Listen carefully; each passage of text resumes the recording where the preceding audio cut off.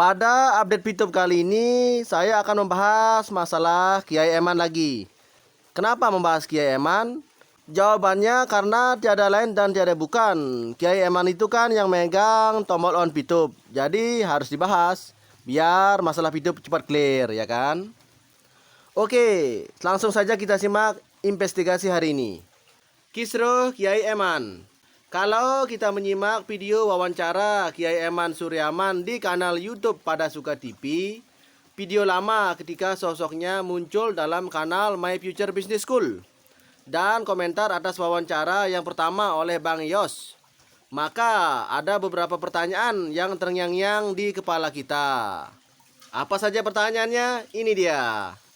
Jika Kiai Eman sebagai Direktur PT Kebanu hanya sebagai pemilik saham di PT Future Biotech dan tidak tahu menahu mengenai kondisi VTube, lalu mengapa Yunita Atmojo mengatakan bahwa tombol on VTube ada di Kiai Eman? Kemudian dalam video di channel MFBS, Kiai Eman diposisikan sebagai Dewan Pembina.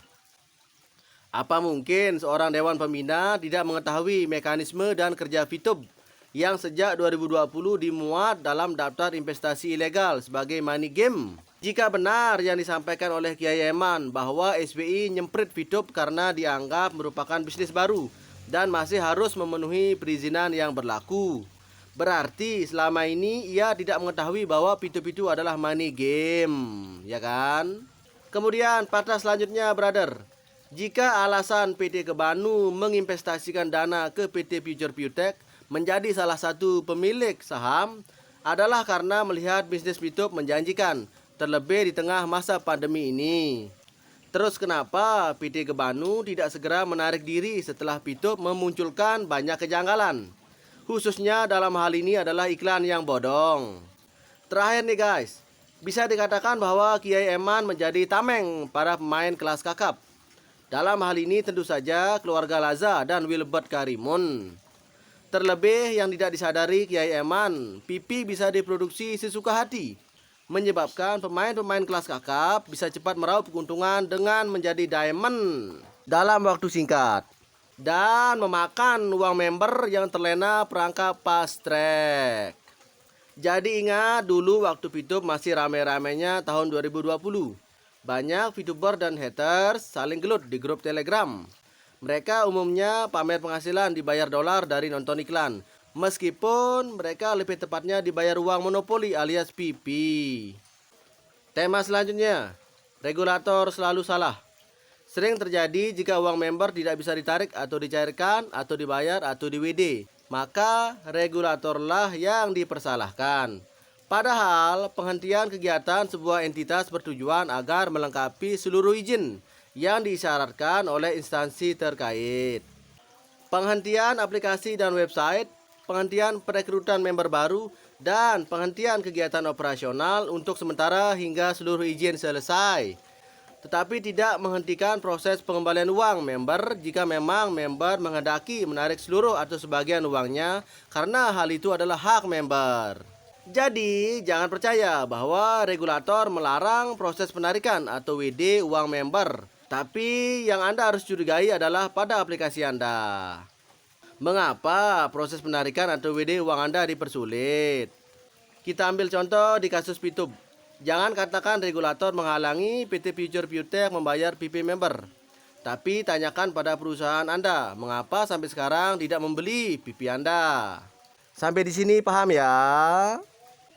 Lanjutkan brother. Sekarang kita bahas curhat VTuber.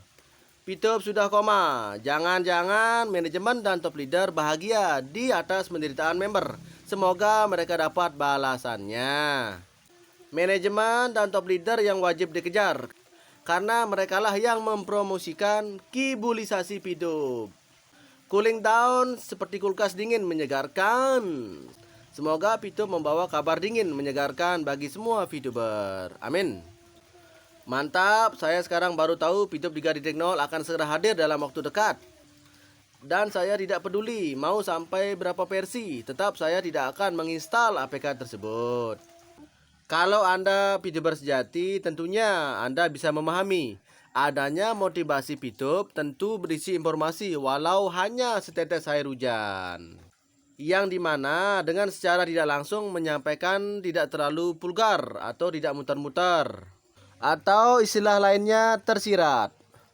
Hello, hello. Ternyata APK Pitup embah-embahnya APK yang baru lahir kemudian mati. Ada lahir lagi, mati lagi. Setelah APK banyak yang mati atau scam, Pitup akan bangkit lagi. Yes, yes, yes. Mantap, brother. Pitup fenomena yang luar biasa sepanjang sejarah dunia bisnis online. Mau tahu kapan Pitup on? Kasih tahu nggak ya? Tunggu aja info selanjutnya, ya kan? Saya aja menunggu. Wahai orang-orang yang sabar, semoga kesabaran kita membuahkan hasil dengan kebahagiaan sejati.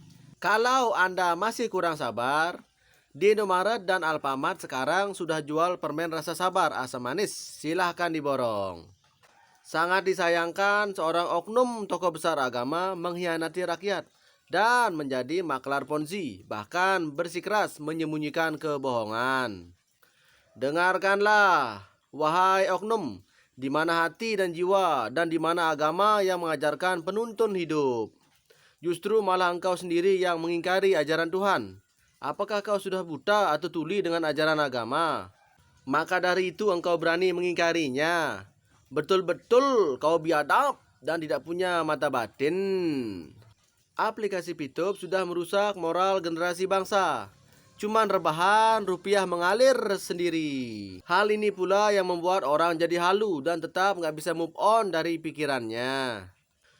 Pitup itu masalahnya di iklan, bukan di investor.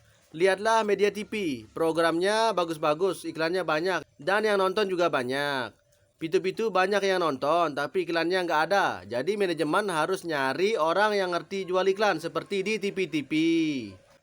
Lanjutkan coy, sekarang kita bahas motivasi Pitup. Kenalilah dirimu dan kenalilah potensimu sebagai seorang yang lahir sebagai pemenang.